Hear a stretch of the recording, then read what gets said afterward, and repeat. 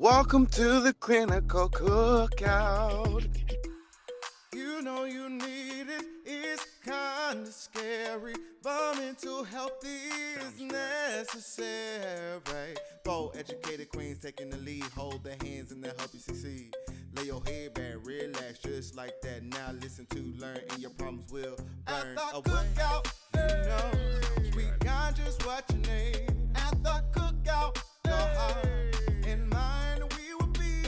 At the cookout.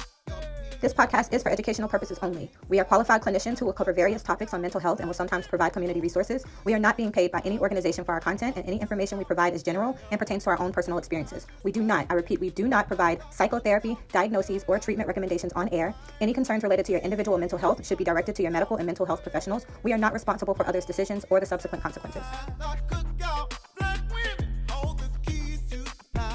So this week on the Clinical Cookout for our hot sauce, we're going to be talking about who do we leave behind when it comes to friendships. Now, if you're new here, hot sauce is about, current events or maybe some personal things the aunties have been through or things that we just know about.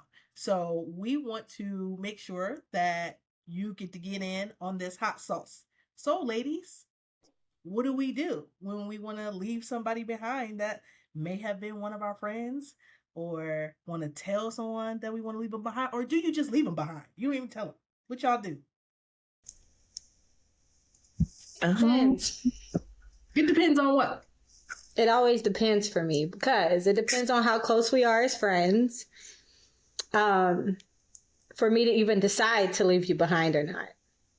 And I think I have a problem with that. I want to know first, before we get into how you leave somebody behind, how do you pick who you need to leave behind? Like, when does it get to the point where you're like, okay, this person is no longer like beneficial to my life? You know what I mean? Because I struggle with that too. So I think that type of thing will show itself. Like, we outgrow people. We grow up, we change. So you outgrow people. And I know for me personally, one of the deciding factors for me has this person grown, or are they the same person they were when we were in high school? Like, I shouldn't still be dealing with the same type of childishness, drama, attitudes. Like, it came a point where I was like, I'm just not dealing with all of that, and if that's what you own, then we at different stages at this point. So that was one of the deciding factors for me when that came up. And then sometimes friendships just fizzle out on their own. I lost a very good friend from college based on some BS, and I was just like, you know what? It ain't even worth fighting for the friendship. It's just your season is up. Our time is up. Is when it becomes too hard to be a friend. Like, when being your friend is extra work. Like, I always have to censor myself around you. I don't like to be censored. I think I like to be myself. Like, if I can't be 100% me and be accepted, if you can't be 100% you and I accept that, if I don't fight with my friends. Like, I don't fist fight with my friends. If we get to the point to where this friendship is toxic, then I don't be bothered with that. I just be like, okay, just let it go. And we don't have to be hard feelings, but it's okay. It's ran its course. Yeah. I would say personally, I'm a Leo. For the audience and for the people on the podcast, I'm the Leo. So I take my friendships very, very seriously. But what I will say is that I had a hard time letting people go. And sometimes that's hard, especially when you so into it. Have y'all ever had other people tell you about your friendships and they're like, ooh, that's not a good friend, and you just don't listen? Because you like, nah, that's my people. And so you just like keep letting things slide because that's your friend, right? And I would have to say personally for me, I had to let it go when things got kind of like what Auntie Ashley was saying, things got escalated. And I realized I'm like, I'm headed this direction. And I can see this person is not headed in this direction. And it took me 20 years to get there, but I got there. But I think it's harder when you take friendships so dear to your heart and you not listening to other people around you because you think it's other people and not them. And until that gets laid out in front of you, you're like, oh, shoot. guess these people were right. So now I just, make sure I'm not going backwards when it comes to friendships. It's interesting there, Auntie Keish. I was that way before a different reason. So your personality type is you're very loyal. So it takes a while for you to just break away from somebody. My personality was always, and Auntie Shug can attest to this because she knows me pretty well, there was this need to be liked. Like, I needed people to like me, so I needed people to be my friend. It was almost like, no, like, I like you, you like me, we friends. We gonna be friends. No matter what happens, I'm gonna forgive you because we friends, because I need you to like me. So I had to get past that people pleasing and that need to be liked in order to see people for who they were, because some people just were never gonna change. And one distinct, and Suge gonna know what I'm talking about, if I have to give people a warning about meeting you, then I probably shouldn't still be friends with you. If I constantly got to tell people, yo, that's just how she is. That's just her attitude. That's just like, I'm not going to keep doing that. You can't, I'm too joyous of a person and too goofy to deal with miserable people.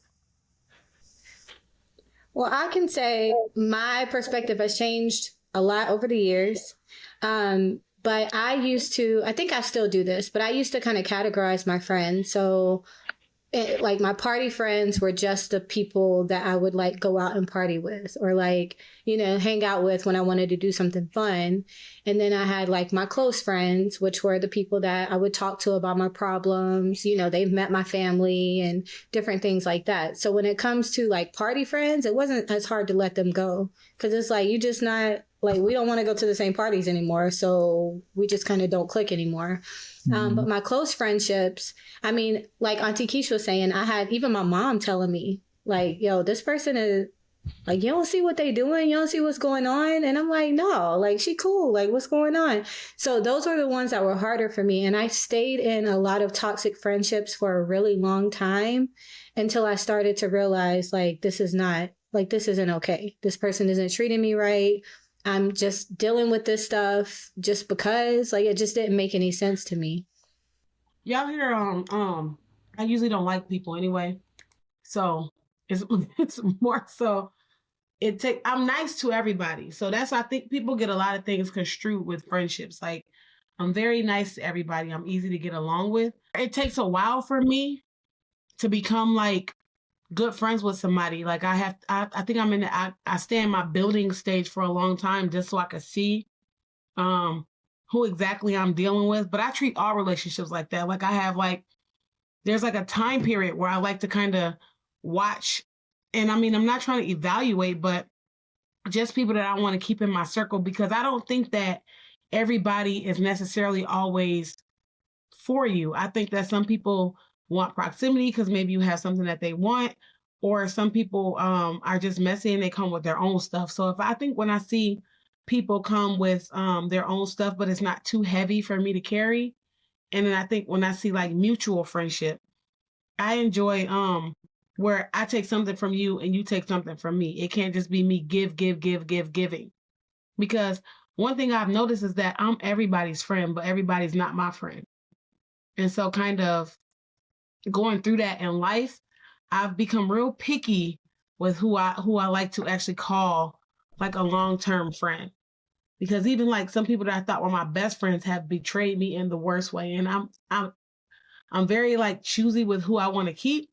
And so when I get betrayed, I don't recover easy. I'm not a person that like, it takes me years to get over stuff. And so I just have to be with people who don't have the intention of hurting me.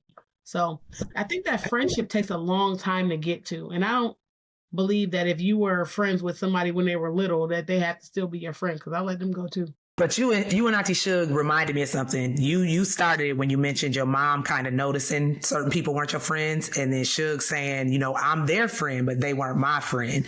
And that, to me, is like a quintessential mother thing, I think, where mothers or those older women in your life, because they've been through it, they can see when it's a snake in that garden of your friends and you don't see it. So you just like, no, that's just like, she ain't did nothing to me. She cool. And it's like, no, that's not your friend. And we don't listen. We tend to not listen.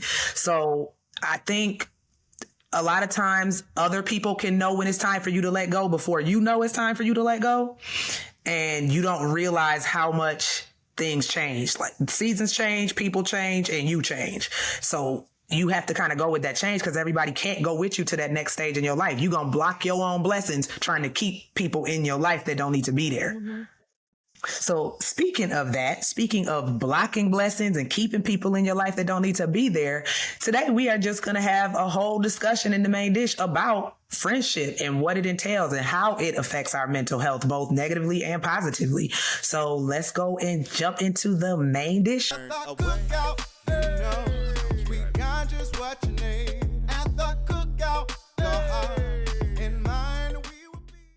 All right, y'all, let's get into this discussion about friends.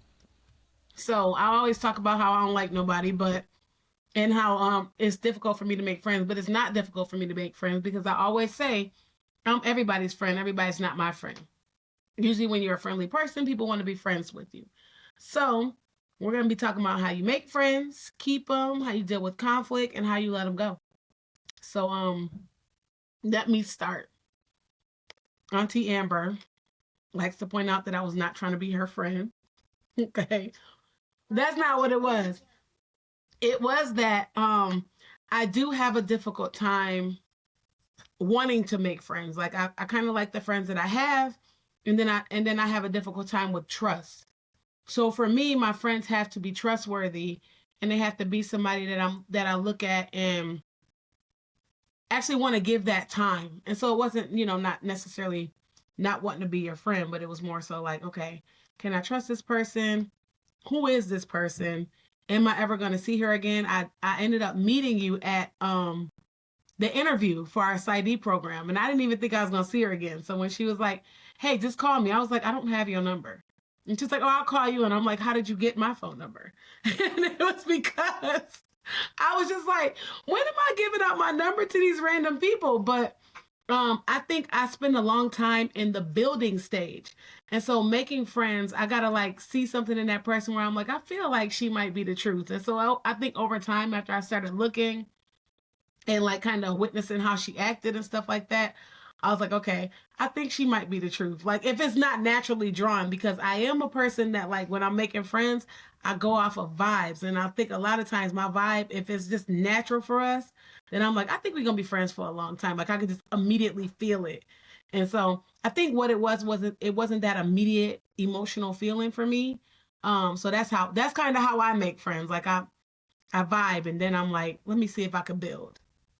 I don't know what y'all do, but that's me. No, I like that. So when so you know how for kids, you can just be friends with anybody. It's just everybody's your friend. But when you transition from being a kid to a preteen to a teenager, it starts to become a little bit more difficult to make actual friends, not just acquaintances and people that you meet, but actually building those relationships. So a lot of my therapeutic work with that age group is teaching them how to build, how to take the time to build. You cannot meet somebody and just automatically, oh, we're best friends now. Let's hang out every single day and go out and do this every single day. And now we're going to go out to eat. We're going to talk on the phone all the time. It's really taking the time to get to know that person and identify whether, you have similar values. It's much like a relation. I mean, it is a relationship, but it's much like a romantic relationship too, where if you have different values as people, y'all not going to hit it off as friends. But you can't learn that about somebody until you take that time to build. So I like how you do that, where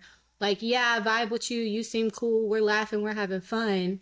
But I'm going to give it a couple of months. I'm going to work on this over a little bit of time and then decide whether I'm going to keep you or not.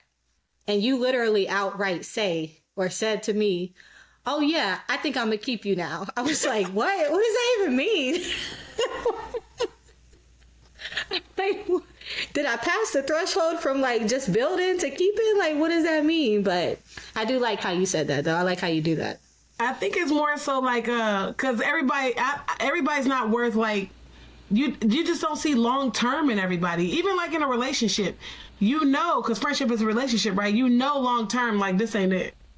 But just that my can I keep you is more so I think I can see the future, and I think I see us as friends, or I think we feed off of each other. Everybody don't feed off of each other. So what y'all just described, as y'all described how y'all two met and became friends, are what in the mental health field, what are considered the different models of friendship and how we actually make and choose friends. So you have individual factors and environmental factors. So those individual factors are like approachability, social skills, self-disclosure, similarity and closeness. And then environmental factors include things like proximity, geography, activities, and life events. So y'all were in the same proximity, going through the same life event. So that made it a fertile ground to kind of be friends. But then it's like, is this person approachable? Can I tell them things? Like, how much can I tell them? Like, you build up the trust and all that stuff. So when you're looking for friends, the easiest thing to do is go for those environmental factors first. Like, we in the same place, going through the same thing, so we can connect. But then you got to go a little bit deeper to get to that individual stuff. Like, this person is pretty cool. Like, they got good social skills, good emotional intelligence, whatever may have you. They got quirks about them. This and like you kind of decide if that's what you're willing to bond with. Oh, let me tell y'all the deciding factor for me. One of the for real deciding factors for Amber. I was going through something in the hallway, and I don't know why I told her, because I don't tell nobody nothing. But I told her, and she gave me a hug. She said, "Now you know your ass was wrong." And then she went to the bathroom. She did. And I cannot stand for somebody to tell me what I want to hear. I need real people in my life. So I was like, oh, okay, she's solid. She's solid. And Suge can be intimidating. So the fact that you was able to say to her, now you know you was wrong. They're like, Suge can be intimidating sometimes. Hey, look, I like when my friends can tell me when I'm wrong too, because I be wrong a lot, but I can't see it. Like, I'm so stuck in my own ways, I can't see it. So when I say, it's so funny now too. The other day, like, I was talking to my mom about something, and after the conversation, she was like, "Are you gonna go talk to Suge?" I said, "No, I ain't talking to Suge on this one, because she gonna tell me the real, and I'm not ready to hear the real yet. So I'm gonna wait a couple of weeks, and then I might touch back with her. But I don't want to hear it right now, because she's gonna tell me what's really up, and I'm not ready." So, but it's nice to have friends that are real, that you can depend on, and they're not gonna be a yes man. That's a significant quality of friendship, to be able to be honest and transparent with your friends. Like, I should be able to say to you, that's not right, or that don't look right, or whatever, and you not take offense, because you know I got your best interest at heart. At the end of the day, it's not personal. It's me it is personal, but it's me caring enough about you to not let you go out here looking a fool or acting a fool or just doing whatever. Yeah. So after you figure out like how to make a friend, or once you're like in those building stages and then you decide to keep them, you also have to maintain that friendship. So what are some ways that y'all like actively try to maintain your friendships with people? I don't think I try. Go ahead, Keish. I think that's a good way you phrase it. I don't think I have to try. It's like a natural thing. Like, yes, there is effort, but the effort is so effortless. It doesn't feel like you're trying to maintain them, because it's already maintained. Like, it's maintained. I don't know how to word that, but I do agree with, I don't feel like I have to try. It's just a natural thing. And I think there's a what is it? Is it the intrinsic motivation to, have this wanting to have sisterhood, wanting to have friendship. So you're automatically going to be motivated to be in this person's life in some way, somehow.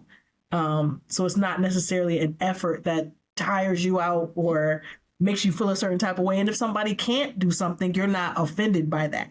It's more of, okay, I'm going to catch you later, or I'm going to talk to you soon. Like, it's not I don't know. It's not a task. That's what it is. That's what I was gonna get to. If me maintaining this friendship starts to feel like a job, no, No, it can't feel like a job. It has to feel effortless, because once it starts to feel like a job or a duty, that takes it out of the realm of being bringing pleasure and providing happiness, because I'm working extra hard to maintain this with you. And that effortless, to me, with all of my current friends, people who I actually call friends, it doesn't matter how long we go without talking. When we talk, it's like no time has passed. And that's one of the factors that I look for. I could have not talked to you for a year, but the second we link up, it's like back to square one. We like this. So that's something that I look for and how I maintain. And I would agree, Ashley. That's how it is with all my friends for 15, 20 plus years. I never have to feel like, oh, we haven't talked in like months. Now all of a sudden, like, this feels awkward. Like, no, we just pick right up where we left off. And it doesn't even, if my friend said something was going on with their lives, like, I don't even think twice about catching a plane to go where they are. Like, I don't even think about that. I'm like, okay, I'm coming. Or okay, I'm doing this. Like, it's literally natural for me to do so. So that's how I maintain my friendship, is having that natural, motivated, I care about these people type of approach. So it doesn't feel like a task or a responsibility to me. You know, I put my friends into my schedules. I'm sorry. Let me say this real quick, Amber. So every morning, like when I wake up, the first thing I think about, first person I think about calling is Vedisha. Like, I'm like, let me call Vedisha, because it's 5 o'clock in the morning and she gonna be up at 6. So I know, like, I'm gonna get my talk in, like, I'm gonna get my talk, my tea, and I can be all me without any judgment in for the day. And then I don't know, it just makes my day go better. And then, like, if I have a certain thing, I'm like, oh, okay, let me say this to Amber. Then I'm gonna call Amber. Or and I'm like, oh, let me call Ashley on my lunch break. Then I'll call Ashley. Then I'll be like, oh, okay, you know what? It's about 9 o'clock. I think Keisha's up. Let me call Keisha. Like, there's like a certain. Yeah, because don't call me at 5. Our friendship will end. Friendship will end if you call me at 5. Where I'm like, I know, like, I know what you're doing, and I know what I can do. I know, like, where I can go with those friends. And I don't know, everybody's just built into, like, my life. If I build you in my life, that's it. Some things do come naturally for me, like as far as the support, like emotional support or whatever. You call me with a problem, I'm there. Like, that ain't no question about it. I don't even have to think about it. You need me to come see you, you need me to come hang out with you for a little bit, I'm there. But when it comes to, like, the connecting and, like, talking to you every now and then, I'm terrible at maintaining that. Like, I have to actively think about it. Like, I haven't talked to Suge in 3 weeks. I think I should call her. Like, I'm gonna write it down in my schedule for this week to call her. Or I'll be like, dang, I ain't texted Keisha in like a month. Like, other than the podcast stuff, let me check in on her personally, not just podcast wise. But it doesn't come naturally for me. Like, it doesn't just pop up in my mind like, let me call this person every day or whatever. So that part of it, I have to actively maintain that. Like, if I haven't talked to you in a couple of months, I got to put it down on my schedule for that week or that day to call you before I forget. Because I just get so wrapped up in work and life or whatever. Yeah. I think it's important to say, like, certain friends have certain type of thresholds. Like, Suge knows I'm not going to be up at 6 a.m. I'm not the 6 a.m. friend. You know what I mean? So for you to say, okay, I can't maintain to call y'all every day, but you fulfill our cup in a different way. Friendships have rules. You know what I mean? I wouldn't expect something from one friend and then something from another friend when they two different people. And so I get different things from different people. And that is so important to highlight right now. Please do not expect any one person in your life, friend or romantic partner, family, whoever, to fulfill everything you need. You need multiple people for different reasons. There are certain things I can get from Suge that I cannot get from Keisha or Amber. There's certain things I can get from Keish that I can't get. Certain things I call my best friend Ashley for, because they fulfill different things. So if you out here expecting a friend to fulfill everything, you won't have a friend, and you'll end up becoming a burden to that person because you need them for everything, and that's not okay. So you want to make sure, like, this friend is for this. And you also, with being adults now and how hard it is to make friends as adults, like with Auntie Amber and Auntie Keish, I met them through Auntie Suge, but we didn't physically meet each other in person until this past March. But it was in those moments that I was able to connect individually with each of them. Me and Auntie Amber in the car to her graduation party because she was late and I was trying to keep her from getting killed. Auntie Keish, we sat and cried over breakfast watching these two graduate and connected on where our dreams were going. So when you have that, even if somebody else connects you, you have to take the chance to individually connect with the other people. I was just going to say, like, if anybody is in therapy that's watching, when it comes to having those different people that feel different needs, this is why your therapist might tell you often to tap into your social support system, because that's exactly what it is. Do you have a person that you can call when you are feeling depressed, who kind of feels that need for you? Do you have someone you can call when things are going great and you want to share exciting things? Do you have someone to call maybe when you've had suicidal thoughts, who might be your best support for that? But you're checking in with your social support system, and that's exactly what your therapist means, is having multiple people in that system to fulfill those different needs. And try to have a friend that, go ahead, Shug. No, I was gonna say that that's good, is having like a social support and not expecting everybody to fill your cup the same. I mean, because I think me and Amber connect on another, like you might connect with your friends on different levels. We have husbands and we have kids and we like to talk about that amongst other stuff. Me and Keisha, like first of all, okay, I did stalk Keisha out because she has that boss mentality that I like to soak up, okay? So when you do choose friends, I do like to choose friends who are like me. Like I like everything that she does. So get friends that motivate you. Mm-hmm. Not that you have to hate on, or not that are going to hate on you, but get people who motivate you in certain areas. Like, if there's a saying, if you show me who you hang with, I'll show you who you are. So I'm always trying to soak up people who have that boss stuff going on, or who they can say, hey, I'm doing this, and this. Because then that's where I'm trying to get. So those are the kind of friends that I choose. I even made a really new good friend recently. She's one of my little line sisters, because she like to call me old. But she's a doctor, she's a boss, she's independent, she's got her stuff together, and I'm like, oh, I want to be friends with her, because that's what I'm trying to get to. So get with people that you can draw stuff from.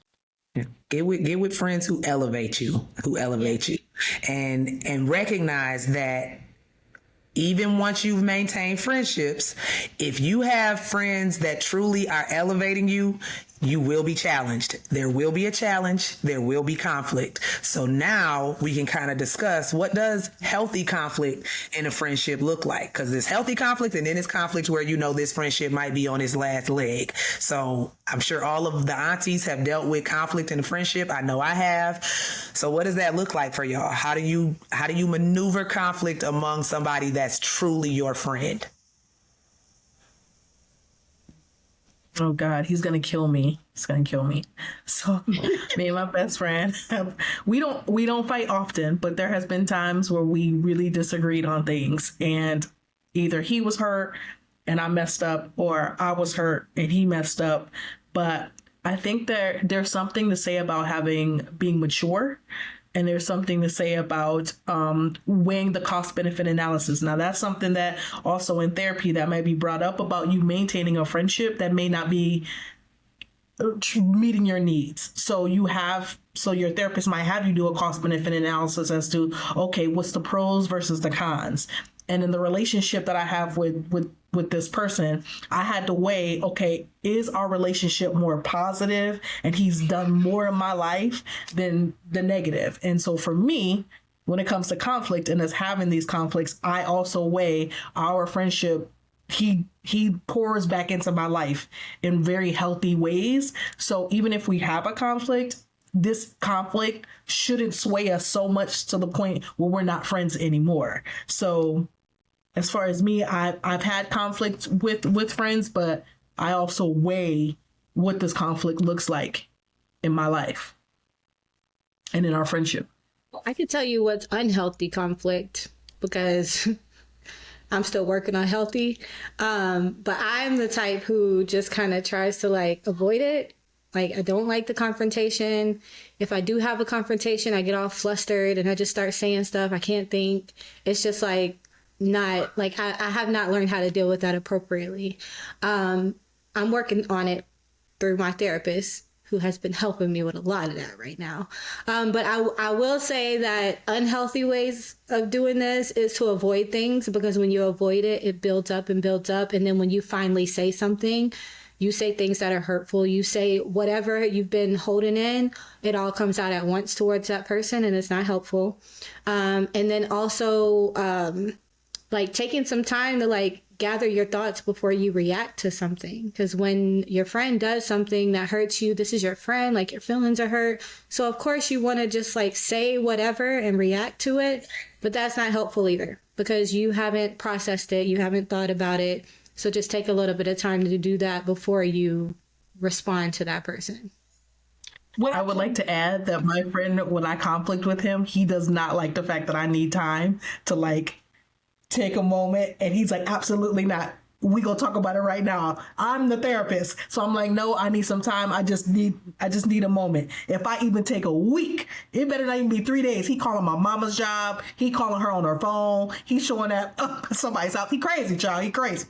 So see, that's me, but I don't go that far. But I am the one that's like, no, I'm reacting to it right now. That's what I'm working on. Pulling back and giving that person space, because I'm like, either I react to it right now or I don't say anything at all. There's no coming back in 3 days, 5 days, 6 days. Like, I just don't say nothing, and then it comes out later. So I need a moment to think, Amber. Like, if I know that's helpful. I need a moment. Yeah, that's what I'm trying to learn how to do. Take a moment to think. Okay, well, you like my friend. let me just tell y'all, it is not good to stonewall past 24 hours. Time ain't 3-5 days. Time is not, I need 3-5 a week. Time is 24 I need hours. a week. You don't need Give me a week. You don't need a week. You don't need a week. 24 hours to kind of process your thoughts and your emotions and then respond. A week is too long for anybody. Hey, y'all beefing with me. Don't call me for a week, because I need a moment, okay? Don't call me. You can't do a week. Let me tell you why. Because if you have somebody who is like, I need to resolve it now. I need to resolve it now. Because remember, you're dealing with two different personalities when you're talking about getting into it with somebody. So if that person needs to resolve it now, a week to them can be emotionally abusive. Now you're messing with their peace, because a whole week of turmoil inside of them and a friendship is just building and stewing. And, you know what I mean? Internally, they're probably going through it. And you're like, oh, I'm just taking time. And so while you're easy like Sunday morning, they're in emotional turmoil. So I think maybe coming to a better conclusion, like, let's table this for a day or two, maybe 3 days. Let's come in the middle, so that I know that you're not in turmoil, and you know that I'm not this mad. I just need a little bit of time. That's healthy. I say that, Shug. I tell them it's a week. I was like, just give me to the end of the week. Now, But Keith, she done drove his car through my front window. That's how crazy he is. Keith, let me tell you why a week. And I don't know if your friend is this way, but I know for me personally, what Auntie Shug just said, that emotional turmoil waiting that long. Now me, I'm kind of a mixture of all of y'all. I'm Auntie Amber. Sometimes I will isolate and just shut down and shut off, and I don't want to confront it. But then sometimes I just need to process. But I can't process for that long, especially if I'm angry with you, or I think I did something that you angry, because now I'm gonna start to think all types of scenarios in my head. If a week go by Friday, I'm like, I know this hoe talking about me. I know she done called somebody else, and she said, and I'm coming up with scenarios in my head and role playing. This is what I'm gonna say when she called. As soon as she called, this is what I'm gonna say. Like, that is a lot for me. That's too much. So you can't go. I can't go no week. I'm gonna tell you right now, Keisha, if you get mad at me, prepping for the phone call. listen, I be prepared. This is what I'm gonna say. If she say that, in conclusion, y'all all crazy. So in conclusion, y'all all crazy. That's what this is. That's in conclusion. That's the conclusion I drew. Y'all all crazy. It's kind of like that's a week is expensive, Keish. I guess in my mind, I'm like, okay, how do I calm myself? I just need a moment to get my mind off of it. I'm in Zen, and you over there in chaos, and I'm trying to figure out why. If somebody said that in a week, I'll be like, okay, I'll see you in a week. Listen, if I'm not in chaos, If I'm not in chaos, then you're not somebody that I truly care about. Because if I don't really care, like you an acquaintance or you a party friend, I'm cool. I ain't thinking about it. You would talk to me, we talk to me. But if I really care, after about 3 days, I'm coming up with scenarios in my head. I'm like, nope, when she call, this is what I'm gonna say. And if she say this is what I'm gonna say. And I bet she talking about me. I'm thinking of stuff that ain't even going on at that point. So I'm sleep. If Well, it's I me, ain't gonna I'm sleep. lie. That's your problem, Ash. Like that ain't for Keish to work through. That's for you to, because that sounds like a whole lot of anxiety to me. That's anxiety. This does go to that, like, you need some time, but you also have to like understand where the other person's coming from too, depending on the situation. If it's something like, like you fighting over a party or something, like party planning, like me and Suge, that ain't like a super big deal to where you go, I'm gonna be over here like, oh, she ain't talking to me for a whole week, I'm about to start thinking about it. But if it was something more serious than that, then yeah, like you got to meet that person in the middle. But that party planning almost got y'all killed. That party planning almost got you. It almost broke up the clinical cookout. I don't know where. No, it did not. It did not. I told you I get flustered, okay? If I can't process it, I get flustered. And I just start saying stuff. I was like, you know what? I ain't even going to the party no more. This ain't even happening no more. So I can't even think. I'm not going. I don't even want to talk about it. Just leave me alone. Doug called me and was like, this is ridiculous. I was like, you know what? It was ridiculous. I listen, I needed to be talked down because I was like, what? We ain't friends no more. But let's say if we and I mean we both came back and we were like, that's not the type of friend I want to be to you. Like both of us said that on both ends and talked it through. But let's, like, if you can't come to I guess a mutual agreement or be mature about the situation and the conflict just continues and continues, then at that point that's when you need to let that friend go. And like, how do you do that? And how does that impact your mental health when you have to let go of someone who is a close friend to you? I tell you what I do before I get to the point of being like, you know what, this is it. I think of, and this is going to the party, I think of, what did I do? What role did I play in this whole conflict? Because 9 times out of 10, you're not innocent. So what I had to do was think about myself. Like, okay, let me step back. What did I do? And I think that's, if I can look at a friendship and find myself to the point where I'm like, yo, I didn't do anything. Like, I can't find any fault in what I did. Or if I'm so toxic to you that we just shouldn't be friends, then that's when I'm like, you know what? This is not going to be, this is not worth it anyway. I mean, we're just hurting each other. That's how I let go. I would agree. If letting go friends, it happened to me. It was probably the hardest time of my life because there was other things going on at the time, and the people I trusted the most, the people I cared about the most, could not be with me at the time. And so I was taking a double whammy like within 6 months. And I would say losing a friend or not having your friends anymore is like a grief process. You feel like it's a death. I never felt something that hurt that bad. Like, I just never have until it happened. So, once I did a cost benefit analysis, I mentioned this earlier, on the pros and the cons of this relationship, and had to reassess where my life was going and where their life was going. I just didn't find any type of evidence for me to keep going with this relationship.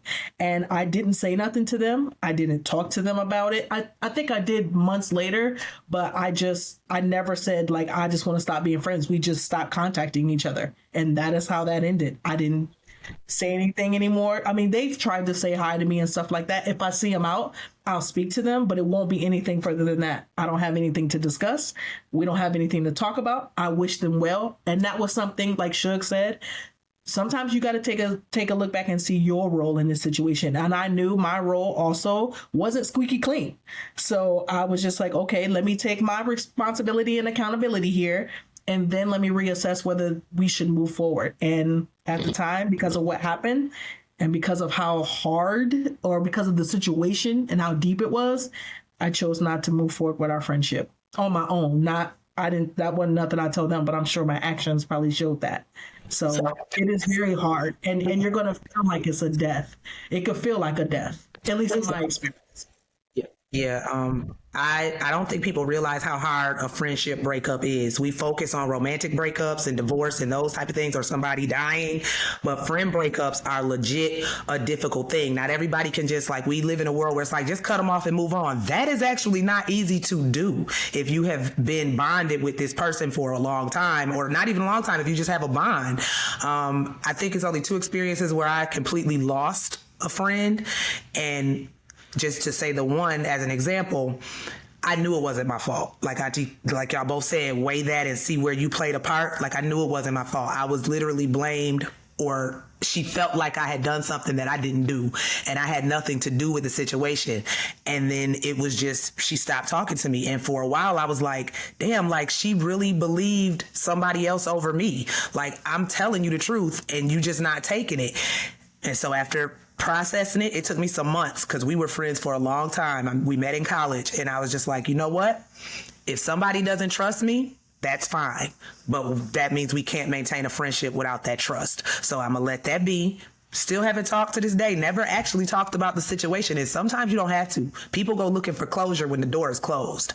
Sometimes that friendship is just over, and it's okay. You just move to a new season. Yeah, and I'm not a big, people might get on me about this, but I'm not a big fan of male-centered women. Like, I'm just not, and you just let a male do whatever he want to do to you. And like when I mean like do whatever, I'm like, do whatever, and the moment that I mess up, it's all of a sudden blown up. I just don't do, we got to be fair here. If you're going to let that stuff happen, like, we at least need to talk out our situation. And if you can't even do that with the girlfriends in your life, then why are you letting dudes treat you like the bottom of the barrel? And, I get treated like, I done dropped a bomb on somebody. But that's a part of understanding. I think one of the aunties mentions about value systems and where you lie. Yes, I'm friends with plenty of women who are married, as you can see on the podcast. But there's a difference when that you're treating both of the relationships as equal. I understand my position when it comes to my friends that are married, but they don't treat me like shit either. There's a difference. So I'm not a fan when it comes to male-centered women who often choose their males over their friends that have always been in their lives and have sacrificed for them. So basically, y'all, for the women out there particularly, get you some girls. It's a difference between just friends and a girl's girl. A woman that is a girl's girl is all about that sisterhood. And you won't get what Auntie Keisha just described, where guys in her life can do whatever, but you make one mistake and you cut off. It's like, damn, can I get some grace too? You got all the grace in the world for him, but none for me. So you have to make sure your bond is tight and that's a girl's girl. So I was just going to say, I feel blessed and fortunate that I haven't experienced a friendship breakup with a close friend.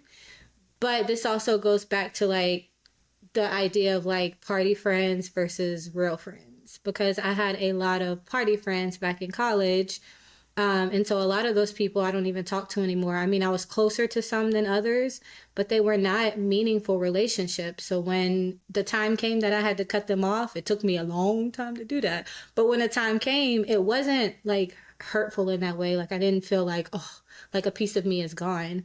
And so with my close friendships, as I've matured, that conflict gets much easier. And we don't have a lot of conflict, actually. Now we're like in our grown years, traveling, having fun, just doing the thing, being bosses. So there is a level of progression in friendships as well. And if you're lucky enough to make it to the more mature stages of friendship, then that's when you have more fun. So for y'all who are having a little problem with identifying who your friends are, maintaining those friendships, figuring out whether they need to stay or go, we talked a lot about that. But when you get to the point where where the aunties are right now, where we just get to have fun, we ain't got to worry about disagreeing about a whole bunch of stuff.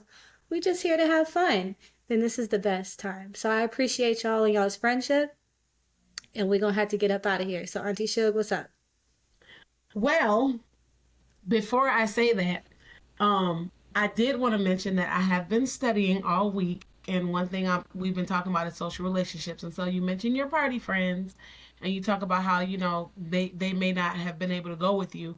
But when you are young, friendships are more centered around fun. And when you are older, it's more about support. And so I think that's why we can be such all good friends, is because we actually support each other. So I'm supporting you, you supporting me, everybody's supporting each other, we're all supporting each other. What the rest of y'all about to do? Go to the cookout. Bold, educated queens taking the lead. Hold their hands and they'll help you succeed. Lay your head back, relax, just like that. Now listen to, learn, and your problems will burn away. You know.